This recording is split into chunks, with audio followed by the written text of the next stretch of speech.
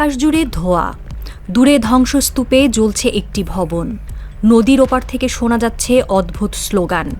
বন্দুকের নল উঁচিয়ে এগিয়ে আসছে সশস্ত্র যোদ্ধারা। বাংলাদেশের সীমান্ত থেকে মাত্র কয়েক কিলোমিটার দূরেই বদলে যাচ্ছে ইতিহাসের চিত্র। মিয়ানমারের রাখাইন রাজ্যে নতুন এক শক্তির উত্থান হয়েছে, আর সেই শক্তির পতাকাই এখন উড়ছে মিয়ানমারের বদলে। প্রশ্ন উঠছে, এ কি এক নতুন রাষ্ট্রের জন্ম? এই পরিবর্তন শুধু সামরিক বা রাজনৈতিক নয়, বরং পুরো দক্ষিণ এশিয়ার কৌশলগত সমীকরণ বদলে দিতে পারে। মিয়ানমারে জান্তা সরকারের বিরুদ্ধে যুদ্ধরত আরাকান আর্মি এখন প্রায় পুরো রাখাইন রাজ্যের নিয়ন্ত্রণ নিয়ে ফেলেছে।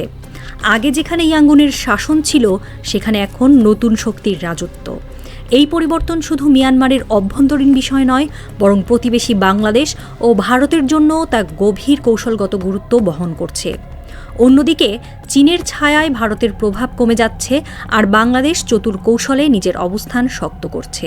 একদিকে দিল্লি মিয়ানমারের জান্তা সরকারের উপর ভরসা রেখে তাদের সামরিক ও অর্থনৈতিক স্বার্থ রক্ষা করতে চাইছে, অন্যদিকে ঢাকা রাখাইন অঞ্চলের নতুন শক্তির সঙ্গে সরাসরি যোগাযোগ তৈরি করছে। ভারতের প্রভাবশালী সংবাদ মাধ্যম ইন্ডিয়া টুডে এই প্রসঙ্গে এক বিশেষ প্রতিবেদন প্রকাশ করেছে।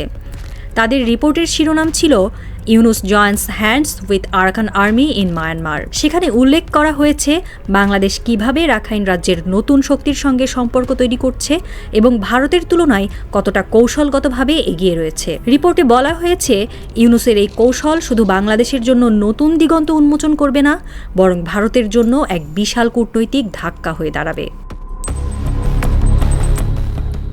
দীর্ঘদিন ধরে বাংলাদেশ মিয়ানমারের সাম্প্রতিক সরকারের সঙ্গে সম্পর্ক রেখেছিল, কিন্তু সাম্প্রতিক পরিস্থিতি পাল্টে যাওয়ায় নীতিতে পরিবর্তন আনছে ঢাকা। রাখাইনের নতুন শাসকদের সঙ্গে সম্পর্ক স্থাপন করাই এখন কৌশলগতভাবে বাংলাদেশের জন্য সবচেয়ে গুরুত্বপূর্ণ হয়ে উঠেছে। বাংলাদেশের প্রধান উপদেষ্টা রোহিঙ্গা বিষয়ক high level representative Khalilur Rahman স্পষ্টভাবেই বলেছেন, যখন আমাদের সীমান্তে নতুন শক্তির পতাকা উঠতে দেখলাম, তখনই বুঝতে পারলাম সময় বদলে গেছে। আমাদেরও নতুন বাস্তবতাকে গ্রহণ করতে হবে। এর কারণও স্পষ্ট। বাংলাদেশের মূল মাথাব্যথার কারণ রোহিঙ্গা সংকট। আরাকান আর্মি যদি তাদের পুনর্বাসনের নিশ্চয়তা দেয়, তাহলে বাংলাদেশ তাদের স্বীকৃতি দেওয়ার ব্যাপারে ইতিবাচক হতে পারে। এই কৌশলই এখন ঢাকার আলোচনার কেন্দ্রবিন্দু। বিশেষ করে যদি রাখাইন রাজ্যে নতুন কোনো প্রশাসনিক কাঠামো গড়ে ওঠে, তাহলে বাংলাদেশের স্বার্থ সুরক্ষিত থাকবে কিনা তা নিয়েও আলোচনা চলছে। এদিকে ভারতও রাখাইন রাজ্যে বিশাল বিনিয়োগ করেছে।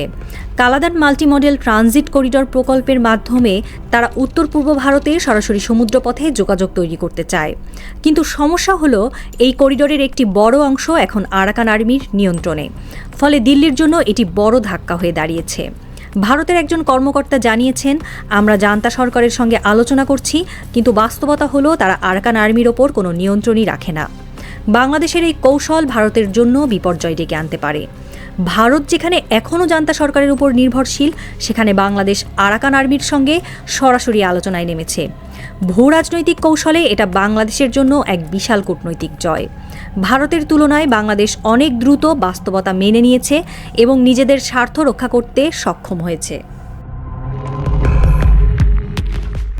বাংলাদেশের রোহিঙ্গা বিষয়ক একজন আলাদা রিপ্রেজেন্টেটিভ নিয়োগ দিয়েছেন। এটি শুধু রোহিঙ্গা ইস্যুতে বাংলাদেশের সক্রিয় অবস্থানই প্রকাশ করছে না, বরং এটি ইউনুসের দূরদর্শিতারও প্রমাণ।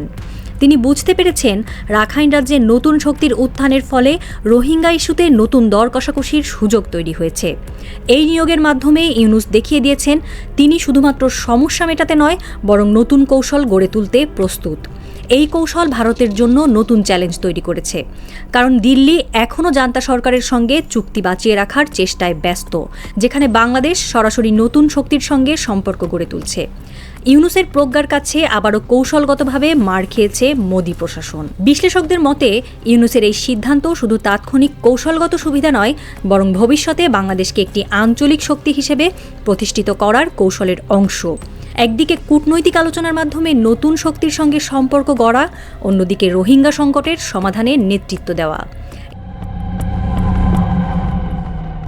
এই পরিস্থিতির মধ্যেই সবচেয়ে বড় প্রশ্ন উঠছে, রাখাইন কি মিয়ানমার থেকে সম্পূর্ণ বিচ্ছিন্ন হয়ে নতুন একটি স্বাধীন রাষ্ট্র হতে যাচ্ছে? বাংলাদেশ যদি আনুষ্ঠানিকভাবে আরাকান আর্মিকে স্বীকৃতি দেয় এবং চীনও যদি পরোক্ষভাবে এই স্বাধীনতাকে সমর্থন করে, তাহলে আন্তর্জাতিক রাজনৈতিক মানচিত্রে নতুন এক ভূ রাজনৈতিক পরিবর্তন ঘটতে পারে। এশিয়ার ক্ষমতার ভারসাম্যে বাংলাদেশ বড় ভূমিকা নিতে পারে। বিশ্লেষকদের মতে বাংলাদেশ এই মুহূর্তে কোনো সরাসরি ঘোষণা না দিলেও কৌশলগতভাবে নতুন প্রশাসনের সঙ্গে যোগাযোগ রক্ষা করছে। যদি কোনোভাবে আন্তর্জাতিক সমর্থন পাওয়া যায়, তাহলে রাখাইন রাজ্যের নতুন প্রশাসন একটি স্বতন্ত্র রাষ্ট্রের স্বীকৃতি পেতেও পারে। টেকনাফ সীমান্তের ওপার থেকে ধোঁয়া উঠে আসছে। সেখানে এখন আর মিয়ানমারের পতাকা নেই, উড়ছে অন্য এক শক্তির প্রতীক।